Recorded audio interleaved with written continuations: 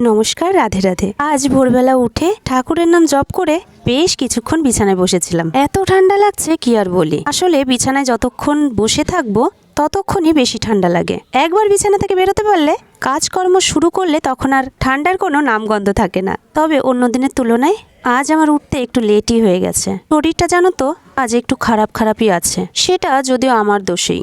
তোমরা আমাকে অনেকেই কমেন্ট করে বলেছো, দিদি ভাই এত সকালে জল ঘেটো না, ঠান্ডা লেগে যাবে তোমার। বিশ্বাস করো, এই এক সপ্তাহে আমার কোনো প্রবলেম হয়নি। এর মধ্যে আমি কোল্ড ড্রিঙ্কস খেয়ে ফেলেছি, সেটা এখনো আমি বাড়িতে জানাইনি। কিন্তু কি আর করার, ভুল তো হয়েই গেছে। আর সেই ভুলের জন্য আমি খুব ভালো করেই বুঝতে পারছি কাল রাত থেকেই আমার ভীষণ প্রবলেম হচ্ছে। এরপর থেকে নিজেকে মেনটেন করে রাখতে হবে। এদিকে দেখো, কথা বলতে বলতেই আমার সমস্ত কাজ কমপ্লিট করে পুজো দিয়ে আমি সকালে কীর্তন করে নিলাম। আচ্ছা, আমার কিন্তু আজ চ্যালেঞ্জের ৫ম দিন।